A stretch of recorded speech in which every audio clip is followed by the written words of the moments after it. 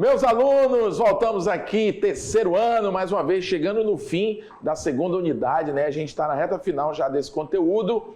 Eu, professor Silvio Santos, vou estar deixando vocês aqui com o conteúdo da segunda unidade e o professor Jefferson vai assumir. O professor Jefferson que também é top das galáxias, só que ele é um pouquinho mais agitado, né? Ele é um pouco mais, vocês vão perceber. O professor Jefferson, você já deve conhecer o professor Jefferson, como ele é, né? O estilo dele é um estilo assim bem remexido aqui, ele gosta de pular, ele se agacha, levanta e faz, muito top. Mas nós estamos aí na penúltima aula, né? Hoje nós vamos abordar a penúltima aula da unidade 2 e depois dessas aulas a gente vai para a nossa revisão, tá bom? Da unidade 2, a revisão geral da unidade 2 para a nossa avaliação. Então eu peço para você que você já vá se reiterando aí das coisas que a gente abordou, né, do início da unidade para cá, e já vá procurando prestar mais atenção ainda nesses conteúdos agora, nesses conteúdos finais agora dessa unidade, porque estão fresquinhos na mente, né? Então aí você pode elucidar com mais tranquilidade as questões relacionadas, principalmente esses últimos 5 conteúdos, digamos assim, tá bom? Lembrando que nós estamos falando de quê? Nós estamos falando da evolução humana, né? Nós começamos lá nos processos de evolução de Charles Darwin, Lamarck. Vocês perceberam que boa parte da segunda unidade é voltada, né, para a evolução, ou praticamente toda é voltada para a evolução. Então nós estudamos Darwin, estudamos Lamarck, né? Cronologicamente é primeiro Lamarck, que a gente estuda, e depois Darwin. Vale lembrar, olha aí, para questões de Enem, você pesquisar também sobre Wallace, que é ali uma espécie de co-autor da teoria da seleção natural, né, que é a teoria dissipada aí por Charles Darwin.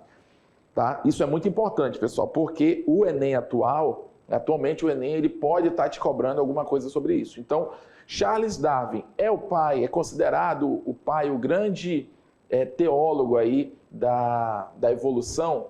Sim, mas existe uma figura que muitos, até há controvérsias quem diga, que ele foi injustiçado em não aparecer junto com Darwin, que é o Wallace, tá bom? Então, relacione, quando você for pesquisar, relacione Charles Darwin, né, evolução dos seres vivos, Charles Darwin e Wallace, né, que você automaticamente, ele vai te levar para o conteúdo, para te falar quem foi esse cara, a importância dele dentro dos estudos de Charles Darwin, tá? É importante a gente citar que ele também teve grande parte nas descobertas sobre essa questão da seleção que o meio impõe aos seres vivos que se adaptam a ele, tá? E ele, em conjunto com Darwin, né, ele entrou em contato com Darwin e os dois publicaram esse estudo, mas Darwin acabou levando, digamos assim, a fama mais sozinho,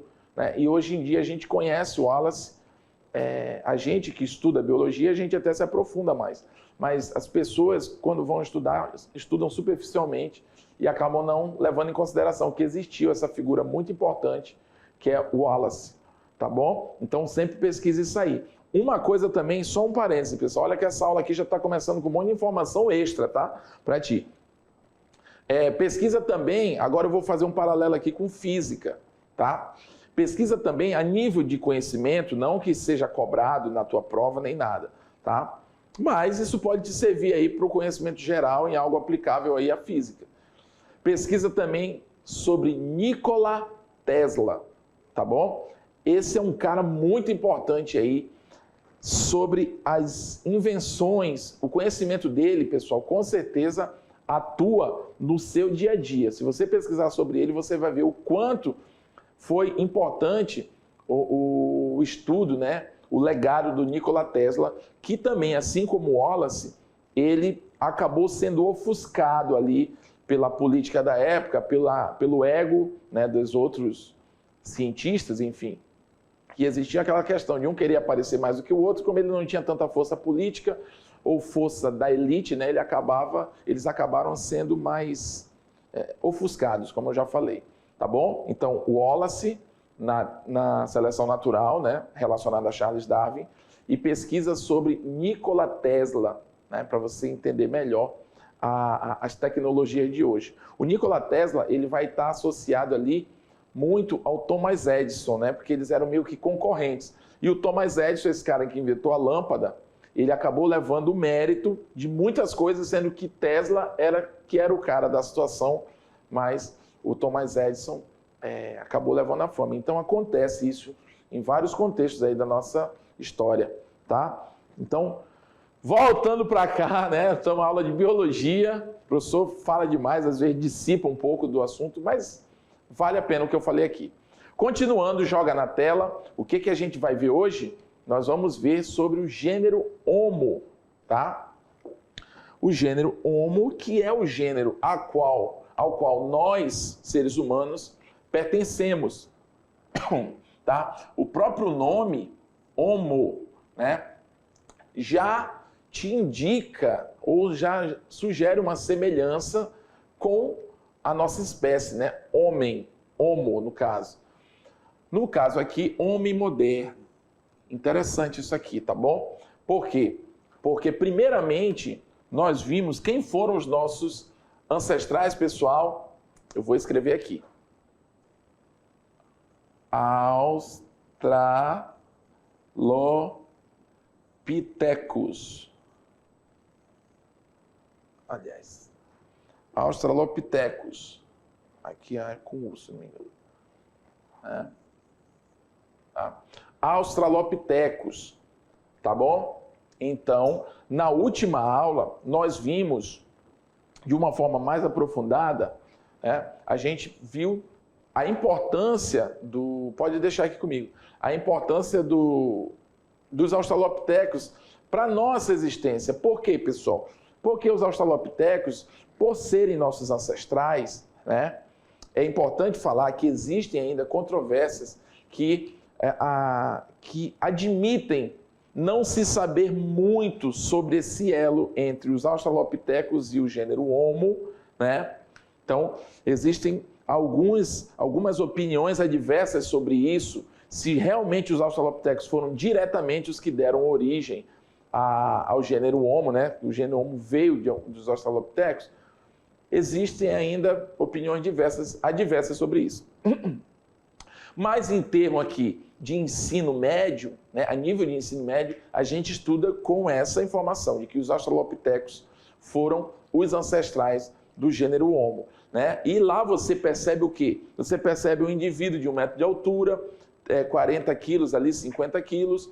Ele usava ali algumas ferramentas naturais, ele pegava um pedaço de pau e não lapidava aquele pedaço de pau para usar isso na vida dele. Ele não tinha esse raciocínio. E tinha um corpo mais peludo, né? Australopithecus é macaco do sul, o significado. Então, guarda essas informações que a gente viu na outra aula, né? Para a gente ficar sempre vendo esse comparativo sobre as coisas, as características evoluídas no gênero Homo, tá bom? Então, voltando lá. Australopithecus. Volta lá, isso. Bom, o gênero Homo é dotado aí de uma figura que já tem a nossa aparência, ou seja, já tem uma semelhança muito maior com a nossa aparência. Quando eu digo com a nossa aparência, pessoal, estou falando com a aparência do homem, tá? A espécie homem. Não estou dizendo gênero nem feminino nem masculino. Estou falando da espécie homem, né? Que é essa postura mais ereta, poucos pelos, né, na frente dos antepassados, já tem bem menos pelo no corpo, né? Já tem o quê?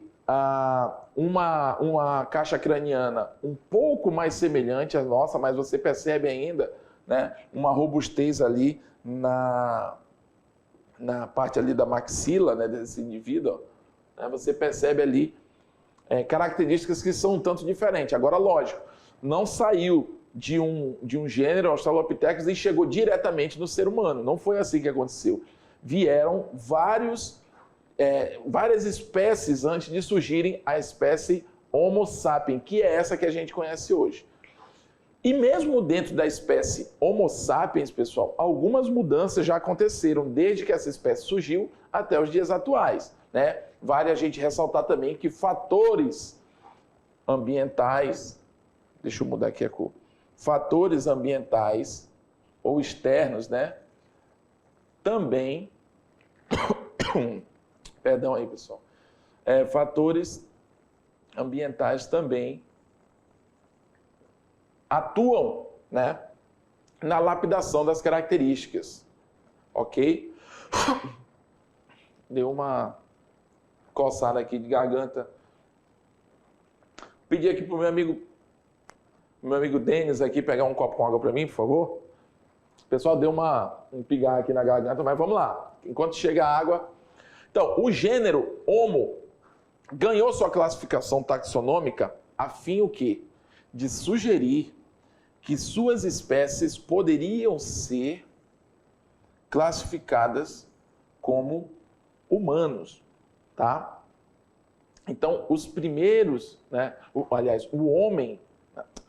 gênero Homo, ele ganhou essa classificação justamente para sugerir que esses seres já eram espécies, digamos assim, dentro da classe aí de seres humanos, tá bom? Vale a gente ressaltar que quando Linneu quando ele classificou os seres vivos, ele baseava essas informações em semelhanças e diferenças. Então, conforme determinadas semelhanças entre dois seres vivos, ele os classificava em um determinado grupo, baseado nas suas semelhanças. Até a gente viu lá a questão dos níveis taxonômicos, né? A gente tem o reino, a gente tem o filo, a gente tem a classe, a gente tem a ordem, a gente tem a família, a gente tem o gênero e a gente tem a espécie. Né? Lembra dessa classificação? Então, o gênero Homo, ele vai estar se enquadrando aí no nível taxonômico de gênero, tá? Quando chega aqui nessa porção de gênero, nesse nível taxonômico, a gente assume uma postura homo, a gente assume uma característica homo, tá bom? Então, para que ele ganhou essa classificação? Porque, dentre todas as características anteriores, esses indivíduos pertenciam, né, a grupos muito semelhantes. Mas, quando chega numa determinada parte da era, né, da história do mundo, esses seres vivos acabam, né, eles eram hominídeos, né, são hominídeos, assim como os australopitecos. Está aqui, hominídeos.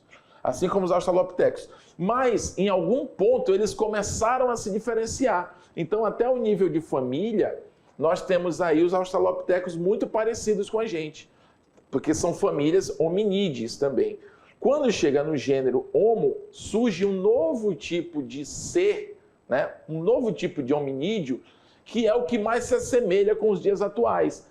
Percebendo essas diferenças em uma determinada fase da história do planeta, da vida do planeta, a gente consegue diferenciar em que, a partir de um determinado tempo, as características dos fósseis encontrados eram de seres um pouco mais diferentes dos anteriores, que eram os australopitecos, surgindo assim o gênero Homo, tá?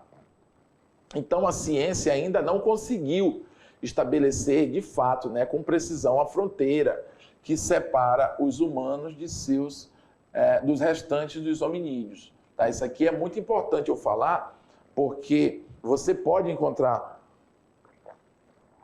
questões aí no Enem da vida que ponham isso em alguma controvérsia, né? Ó, a ciência ainda não conseguiu estabelecer com precisão a fronteira que separa os humanos do restante dos hominídeos.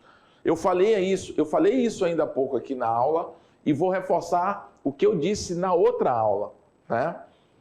E querendo ou não, esse momento agora é um reforço de todas essas duas vezes. A nível de ensino médio, pessoal, a gente estuda muita coisa, né? Mas vocês hão de convir que nem tudo que a gente estuda aqui, por exemplo, sobre plantas é o que existe de estudo no mundo. Nós estudamos as angiospermas no segundo ano.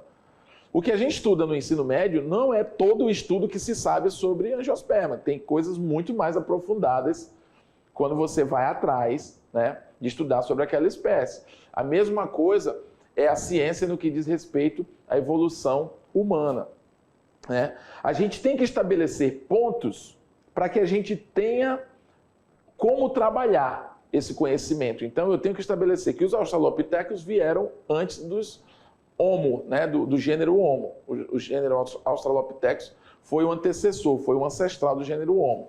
Beleza. Então, isso é fato. No ensino médio, a gente estuda isso. Porém, estudos estão acontecendo o tempo todo. E há algumas opiniões científicas que não dão certeza que o Australopithecus veio exatamente antes do Homo, do gênero Homo, né? Que eu falo Homo porque tem Homo sapiens, Homo habilis, Homo erectus, Homo de Neandertal, tem um monte de Homo, tá? Então, ó, existe estudos que apontam algum elo perdido entre os Australopithecus e o gênero Homo, tá bom? Tenha consciência disso. Por que eu estou falando? Porque uma determinada parte, uma determinada questão do Enem pode te contextualizar isso, né? Por exemplo, você, sabendo que os Australopithecus é o gênero ancestral do homem, acredita-se que pode existir uma espécie ainda não conhecida que permeou esse momento na era do planeta. Fale sobre isso. Aí é interessante você saber da possibilidade do que você pode ter que discorrer em uma determinada resposta. Tá bom? De repente o Enem te surpreende. A gente estuda isso, mas ele pede para você comentar, né, o que você acha da sua opinião, de repente uma redação, enfim, nunca se sabe. Tá bom?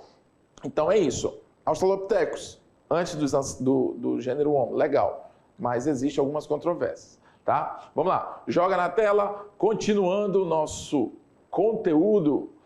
São, no entanto, conhecidas certas características e capacidades que nos aproximam.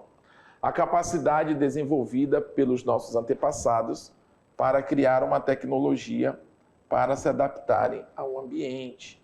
Olha que interessante, pessoal. Olha a seleção natural acontecendo aí. Olha que doido, né? A gente tem aqui, ó.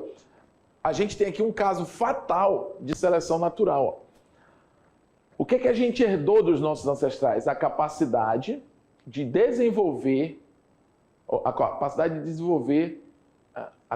desenvolvida pelos nossos antepassados para criarem, né, uma tecnologia para se adaptarem ao ambiente. Os nossos antepassados criavam essas tecnologias. Professor, mas como assim tecnologia? Pessoal, tecnologia é a palavra que a gente tem para designar inovações, criações que te facilitam a vida. Isso é tecnologia. O Homo habilis, o Homo erectus, eles já lascavam as pedras ali para tentar fazer uma coisa mais pontuda, para fazer uma marretinha, usava a pedra para quebrar uma castanha, para quebrar um ouriço, enfim. Você percebe? Já era uma forma de raciocínio, mas ainda muito limitada. Essa inteligência limitada, mas que já era um grande passo, vai passando por gerações, né? Essas gerações vão aperfeiçoando essas ideias e raciocinando de forma mais aprimorada, né? Por isso que aqui está dizendo, nós herdamos a capacidade de criar tecnologias para se adaptar ao ambiente. Isso é seleção natural, por quê? Porque se eu tenho que criar alguma coisa para ficar nesse ambiente, então é sinal que eu preciso me adaptar, Não é verdade? Eu preciso me arrumar direito para eu poder ficar aqui. Então o ambiente está me dizendo alguma coisa que se eu não fizer, eu não vou sobreviver. Então se liga, seleção natural, tá? Voltando lá para a nossa tela. O gênero homem possui qualidades como forma de locomoção, né? A gente tem um bipedismo, a gente é bípede, anda sobre 2 membros. Morfologia dental, né? Os nossos dentes ele tem algumas adaptações para variados tipos de alimentação. Características faciais cranianas. A nossa caixa craniana permite a gente ter um cérebro maior quando comparado aos nossos ancestrais. Né? Veja bem que eu estou falando não exatamente já do ser humano Homo sapiens. Eu estou falando dos primeiros homos relacionados aos ancestrais. Né? Então, as características faciais e cranianas. O crânio já era um pouco maior, a caixa craniana, cabendo um cérebro mais elaborado. As características faciais apresentavam ali uma mandíbula mais robusta, mas isso com o passar do tempo foi se lapidando, né? E um maior volume cerebral, que eu acabei de falar, que os distinguem de outros hominídeos, né? E o aparentam com o homem atual. Como é que eu vou saber, pessoal, se um indivíduo ele é Homo ou Australopithecus, né? Ou um antecessor a ele?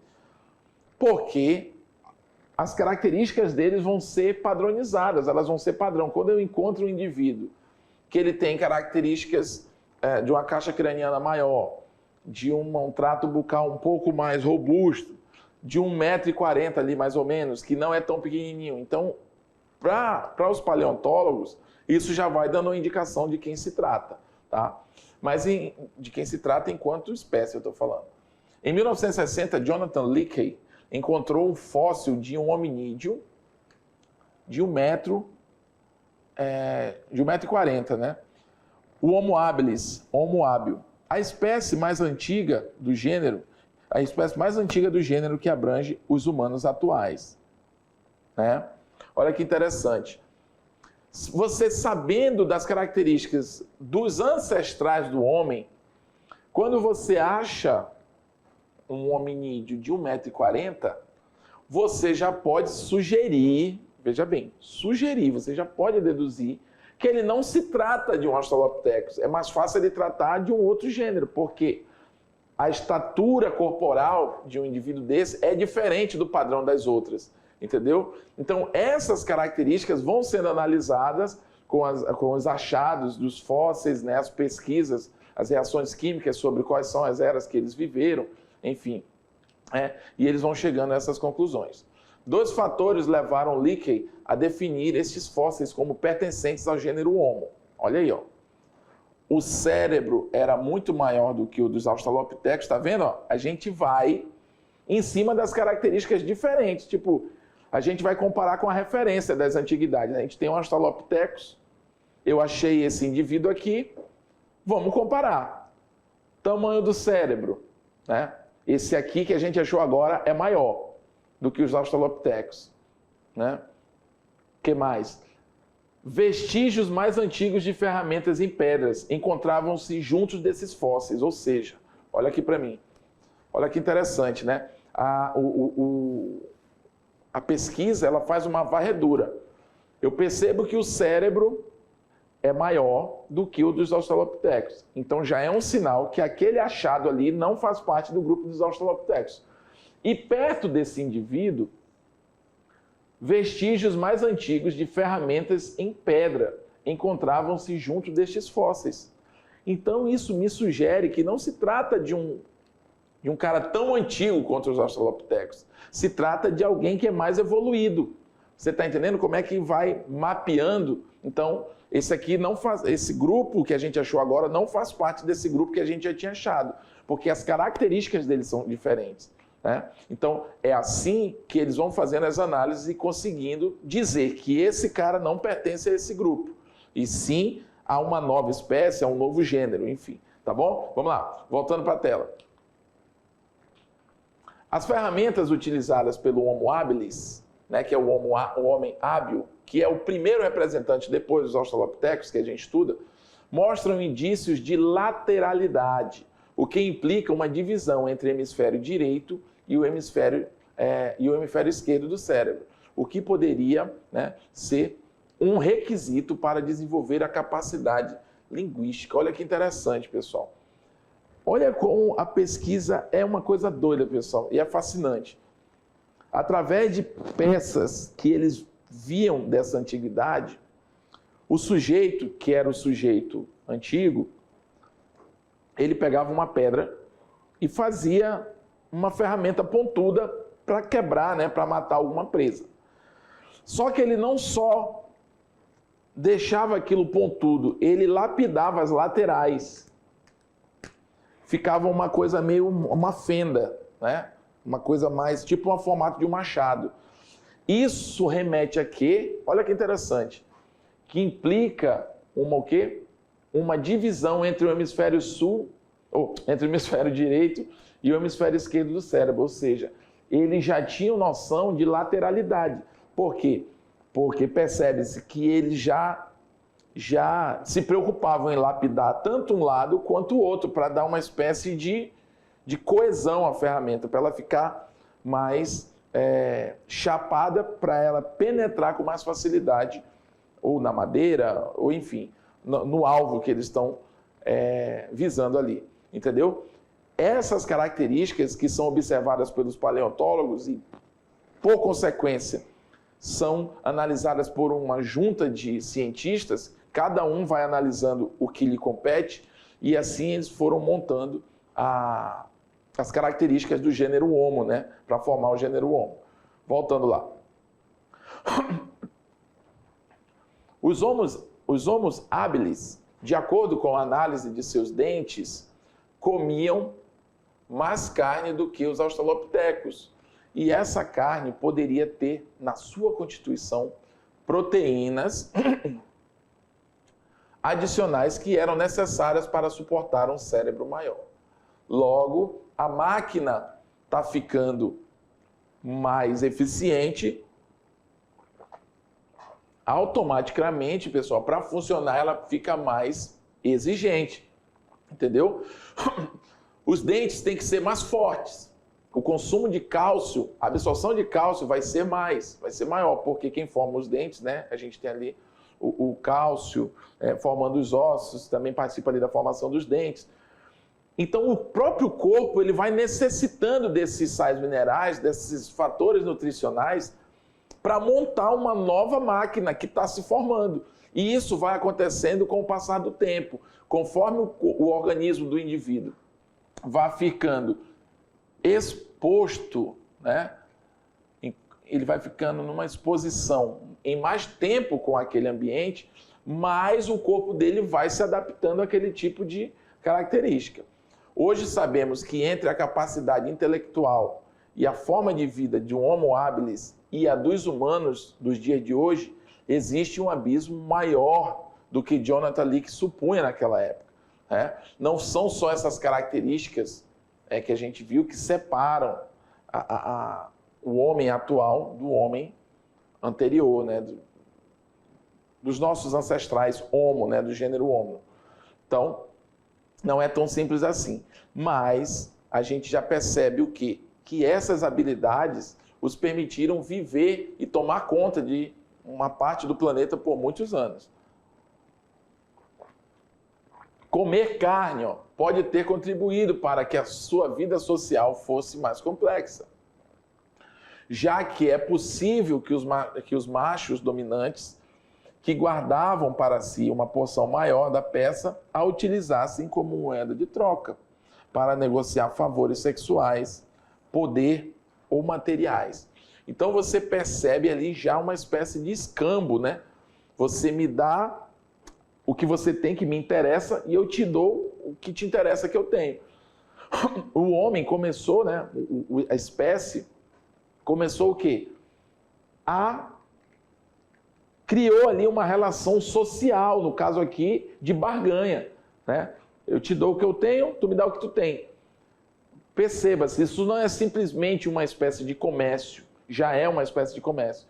Mas, querendo ou não, já é a raiz de uma interação social, de uma vivência em sociedade de uma forma minimamente organizada.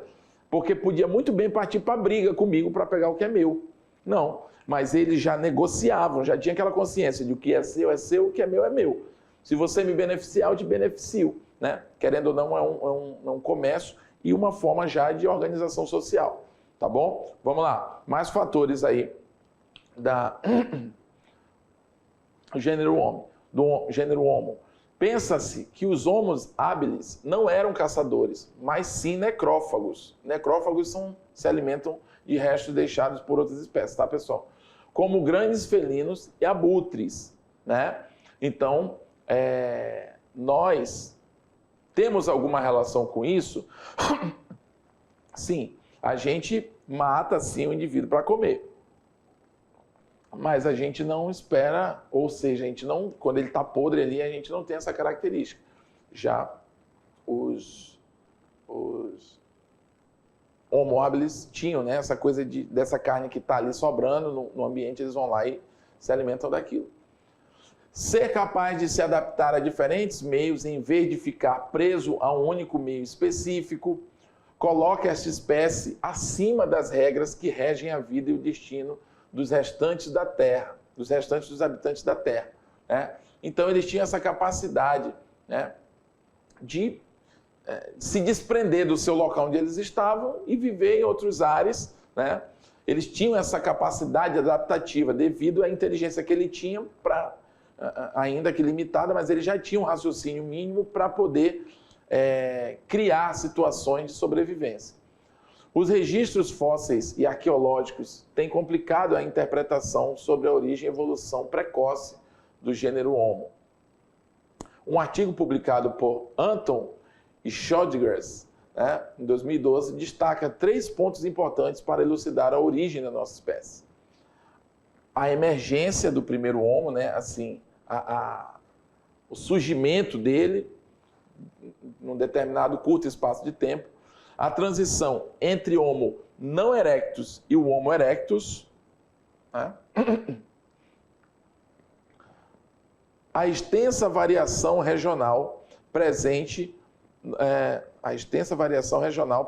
no Homo erectus. Né? Aqui está meio equivocada, né? A extensa variação regional na qual o Homo erectus conseguia estar presente. Né?